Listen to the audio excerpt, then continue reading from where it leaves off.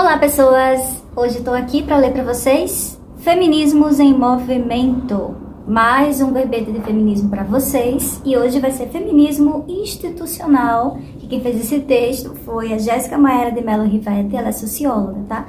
Isso está na página 129, vamos lá, escuta. Ela começa o texto já com uma citação aqui de Simone de Beauvoir, que diz assim: elas pertencem ao mesmo tempo ao universo masculino e a uma esfera em que este mundo é questionado, encerradas no segundo, mas invadidas pelo primeiro. Elas não podem se instalar em qualquer lugar com tranquilidade. Simone de Beauvoir.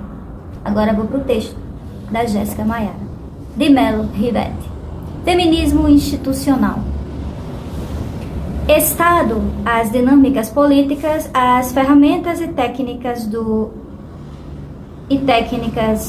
da estrutura social foram dominadas historicamente pelos homens. Já as mulheres estiveram sistematicamente encerradas no espaço privado, tendo seus corpos docilizados enquanto combatiam o anjo do lar. A desvalorização do conhecimento feminino é resquício de um processo histórico de inferiorização da sabedoria das mulheres em relação à masculina, pois essa sabedoria esteve sempre relacionada à natureza e ao irracional, e não interligada aos aspectos formais e normativos da estrutura social.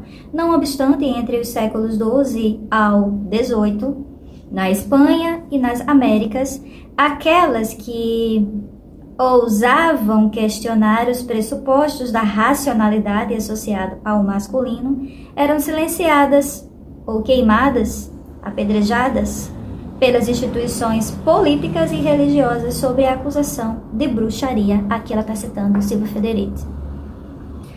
A narrativa da bruxaria seria então uma reação dos que se sentiam acuados por aquilo que lhes era estranho, ou seja, pelas ações femininas que poderiam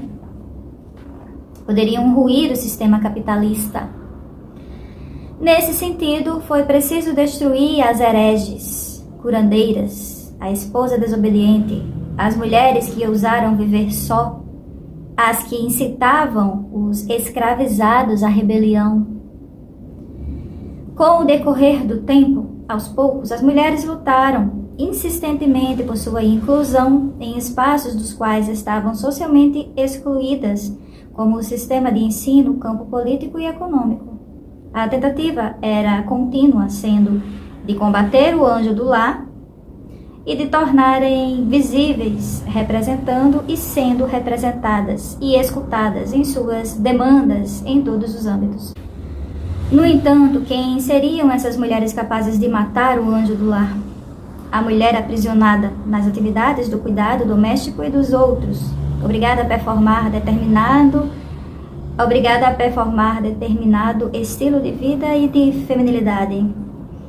Fecundos debates levantados por feministas negras e estudiosas têm questionado quem seriam elas, já que as mulheres racializadas não puderam lutar pelo direito de participação política, uma vez que foram subordinadas a esquemas de exploração de seus corpos e força de trabalho pela dominação colonial. Em uma crítica decolonial, Françoise Verger alerta que, abre aspas, a vida confortável das mulheres da burguesia só é possível em um mundo onde milhões de mulheres racializadas e exploradas proporcionam esse conforto, fabricando suas roupas, limpando suas casas e os escritórios onde trabalham, tomando conta de seus filhos e por aí vai, fecha aspas. O trabalho reprodutivo, a limpeza, o cuidado, a criança, o idoso, a produção de refeições foram incorporados historicamente como parte da natureza feminina, resultando em uma sobrecarga de trabalho às mulheres, além de ser mal ou não remunerado, às vezes nem remunerado é, né? Sob a justificativa de afeto que sustenta as profundas desigualdades vivenciadas pelas mulheres, já alertava Silvia Federici em 2019 de que isso chamam de amor. O que chamam de amor é trabalho não remunerado.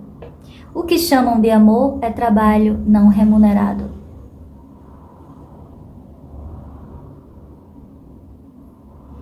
Essa ética do cuidado, aliada à superexploração de corpos de mulheres lésbicas, transvestis e pessoas trans, sustentam os pilares fundamentais do modelo capitalista neoliberal, extrativista, colonial e patriarcal. Aqui ela está citando o Gago.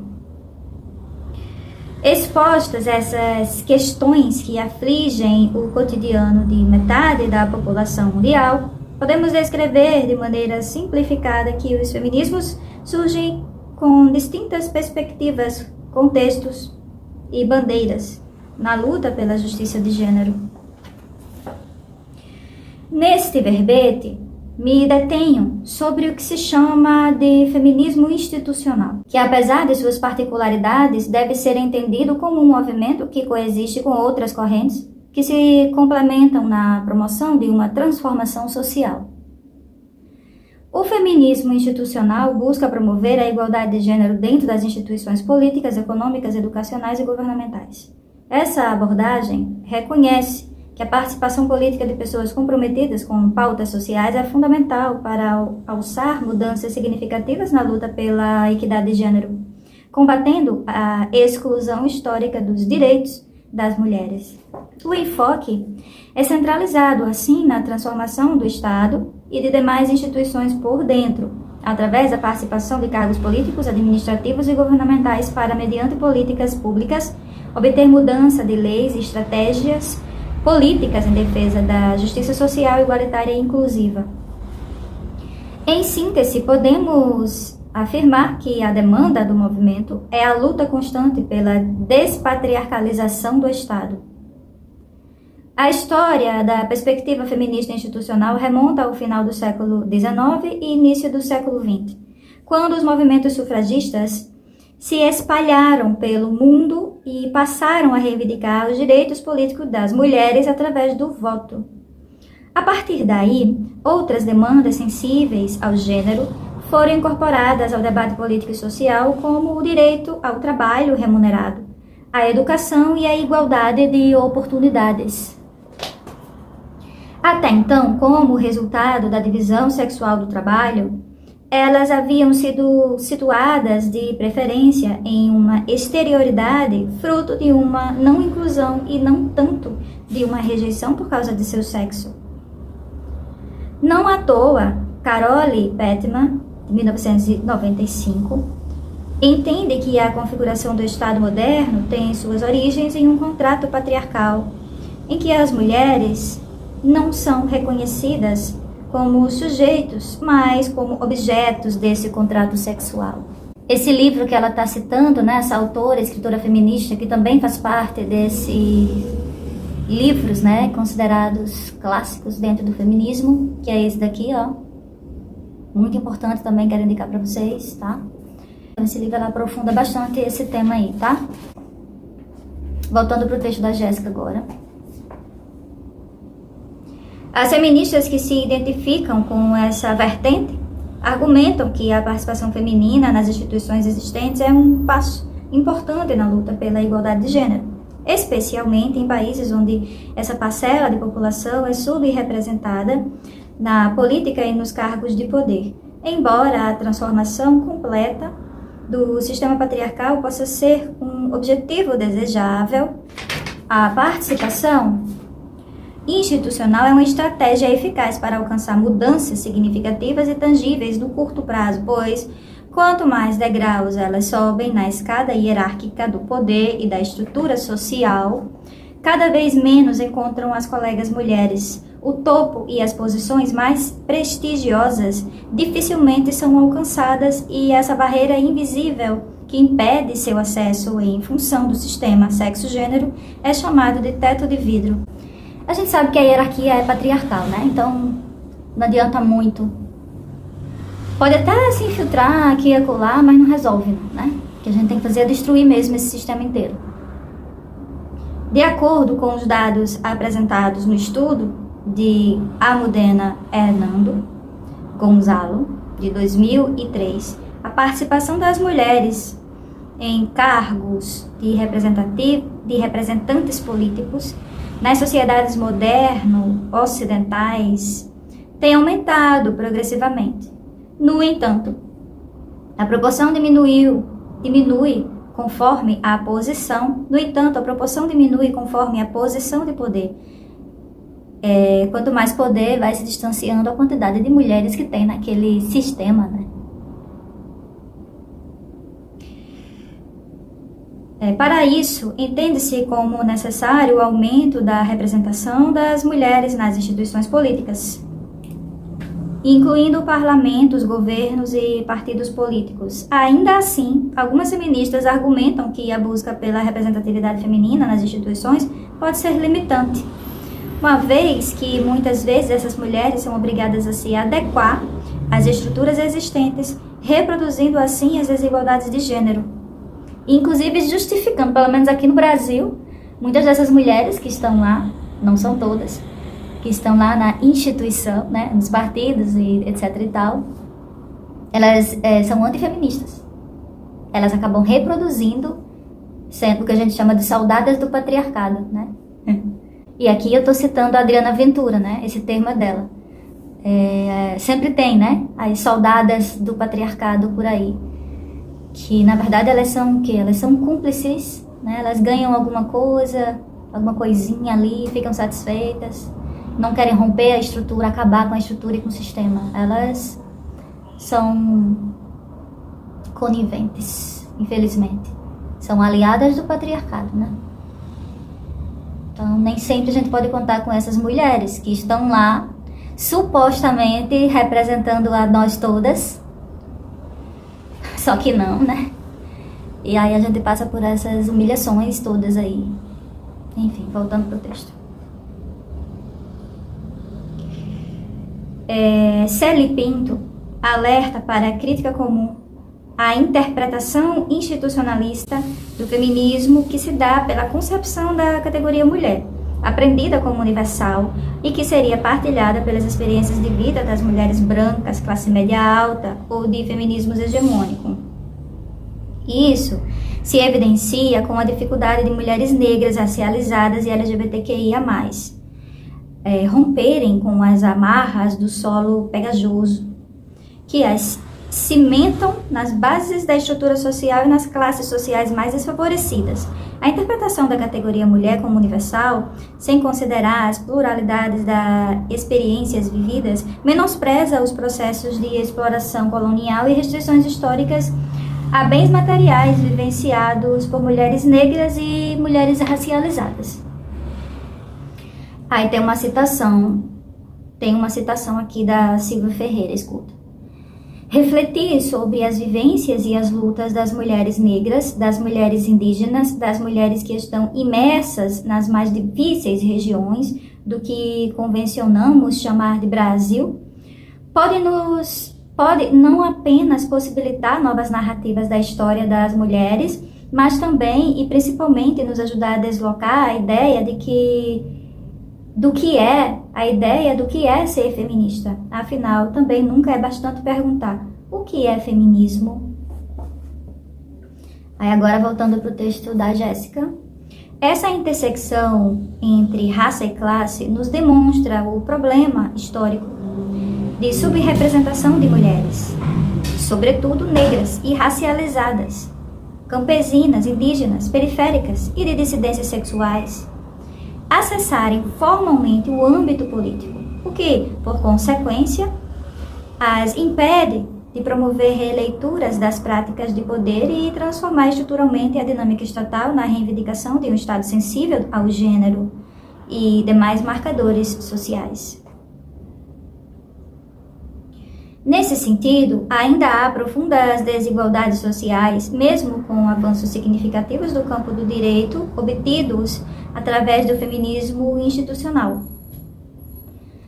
Entre as conquistas, destaco principalmente o desenvolvimento de políticas de ação afirmativa de raça e gênero em universidades, em processos seletivos administrativos, em candidaturas políticas políticas de redistribuição de renda para minimização imediata da desigualdade social no Brasil através da Bolsa Família e Bolsa Escola, além de medidas que protegem mulheres e grupos dissidentes contra a violência, incluindo a violência doméstica, sexual, racismo, LGBTfobia, etc., alcançando através de políticas de proteção as vítimas de violência política, de conscientização e prevenção da violência de gênero. Outro ponto importante, e um dos mais polêmicos, é a defesa em alguns países dos direitos reprodutivos e da liberdade sobre os corpos, garantindo o acesso a métodos de contracepção, saúde reprodutiva e aborto legal, seguro e gratuito. No Brasil e na América Latina, figuram entre as principais referências para o debate sobre feminismo institucional o projeto 50 anos de feminismo Argentina, Brasil e Chile, organizado por Eva Blay, Lúcia Avelar e Patrícia Rangel em 2018 e 2019, além da intensa e destacável contribuição das autoras como Clara Araújo, Flávia Biroli, Flávia Rios, Jussara Prá, Marilise Matos, Marta Lúcia Camarena, Sônia Álvares, Virginia Vargas e tantas outras. Na Europa destacam-se Célia Valiente, Judith Esqueires e Rosa Monteiro. Sônia Álvares, 1998, descreve que, a partir dos anos de 1990, a relação dos feminismos com o Estado se transformou e foi possível compatibilizar o diálogo e a negociação com movimentos e partidos de esquerda e outras instituições. Foram criados novos canais de interlocução estatal, a partir das novas formas de organização feminista, decorrentes do crescente processo de institucionalização, profissionalização de alguns temas, um boom das organizações não governamentais feministas, as ONGs, e formação de grupos para intervir em organizações internacionais e regionais, impulsionados pelo processo de Beijing. Aí tem uma citação aqui de Pinto, de 2010, página 17. Ainda na última década do século XX, o movimento sofreu, seguindo uma tendência mais geral, um processo de profissionalização por meio da criação de organizações não governamentais, focadas principalmente na intervenção junto ao Estado, a fim de aprovar medidas protetoras para as mulheres e de buscar espaços para a sua maior participação política. Uma das questões centrais dessa época era a luta contra a violência de que a mulher é vítima, principalmente a violência doméstica, além das delegacias especiais da mulher espalhadas pelo país. A maior conquista foi a Lei Maria da Penha, de 2006, que criou mecanismos para coibir a violência doméstica e familiar contra a mulher. Aí acabou a citação, voltando para o texto de Jéssica. As atividades políticas geradas nas agências de igualdade desenvolvidas pelos países em diversos níveis, nacional, estadual e subnacional, etc., após recomendação da ONU em 1975, têm sido chamadas de feminismo de Estado, feminismo oficial e também de feminismo institucional. Nos interessa aqui o último, que, de acordo com a autora, reflete a maneira mais sofisticada a multiplicidade de níveis em que atuam os órgãos oficiais na promoção da justiça social. Embora diversos estudos defendam os benefícios de tais agências, outros questionam a eficiência total desses benefícios. Já na primeira década dos anos de 2000, com reconhecíveis avanços nas políticas públicas, o Brasil e a América Latina vivenciavam uma espécie de quarta onda.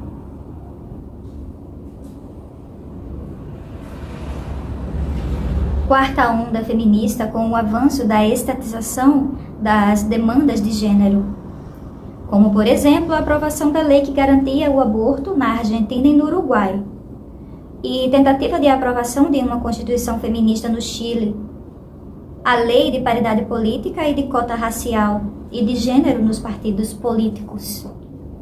Contudo, essa perspectiva feminista enfrenta duras críticas que descrevem a estratégia institucional como possível como passível de ser cooptada pelas estruturas de poder dominante, reproduzindo políticas que mantêm as mulheres em posição de dependência em relação ao Estado, como, por exemplo, as políticas de redistribuição de renda comuns do Estado e de bem-estar social.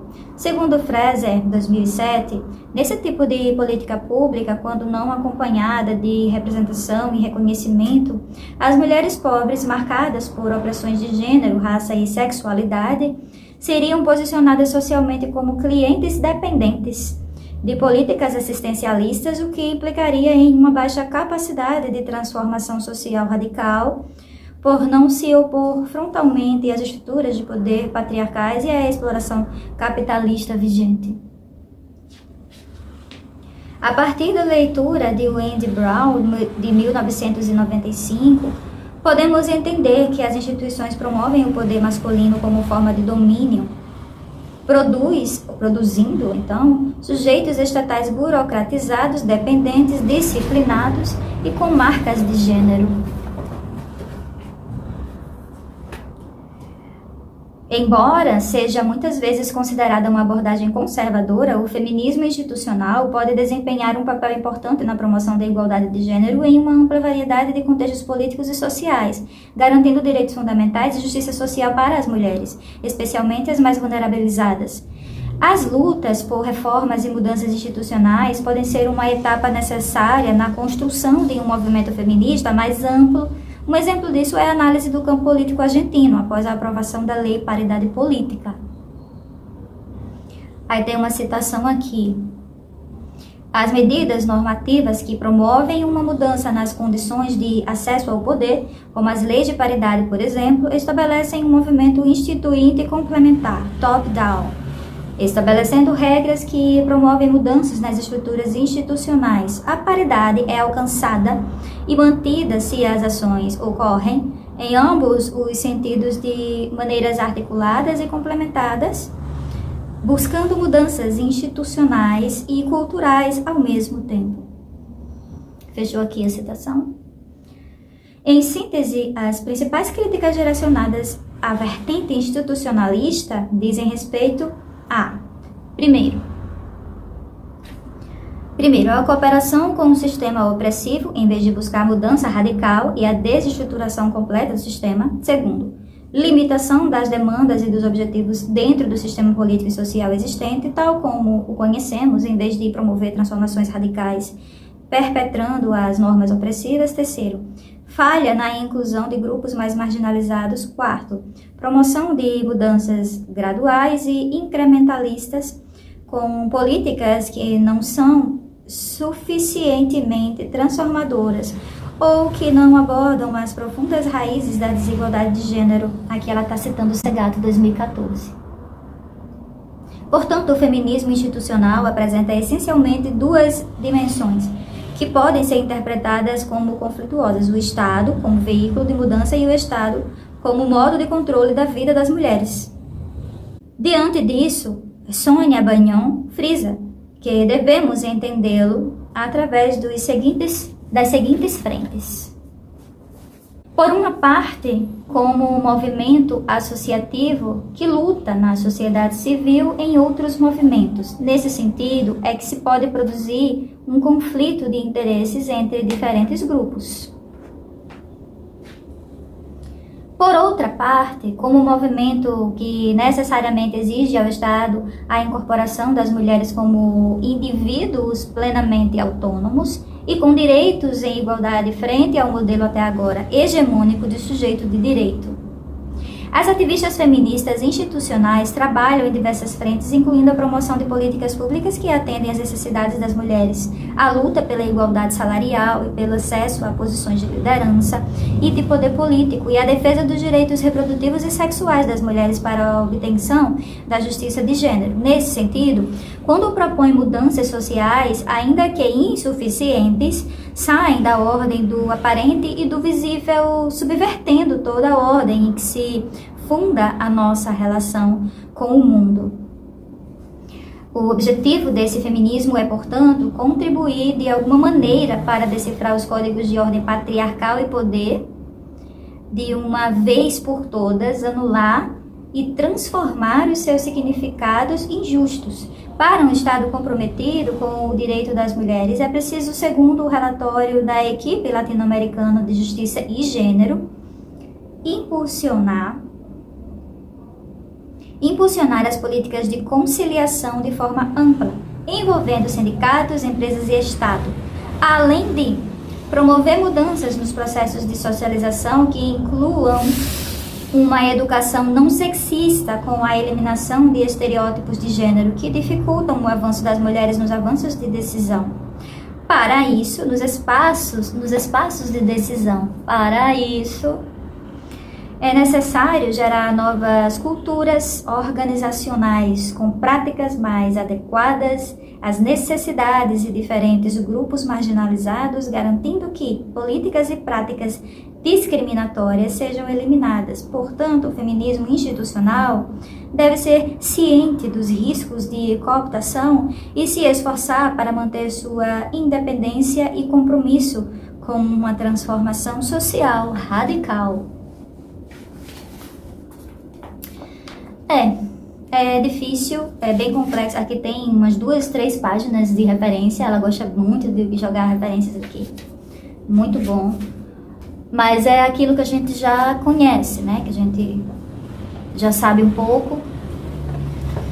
Que o sistema e a estrutura que está aí, ela é patriarcal, capitalista é patriarcal. Então é uma situação que é muito mais de perdas e ganhos o tempo todo, é uma força contra a outra, e a gente nota isso aqui no Brasil, pelo menos. A gente tem que estar atento o tempo inteiro. O próprio Congresso atua contra as mulheres, então, por aí a gente tira, né? É só ver a quantidade de pessoas que tem no Congresso, a maioria é homem, tanto de deputados como de senadores. Então, forças o tempo todo se contrapondo e lutando para a gente se manter de pé. O que não é fácil, mas existe realmente pessoas que estão lá lutando, né, para que a gente não perca mais do que já temos perdido, né? Porque não podemos negar que existiu sim ganhos, direitos, mas não é o suficiente, né? Então é isso, obrigada por me ouvir, por ficar aqui, um cheiro e até o próximo vídeo. Tchau!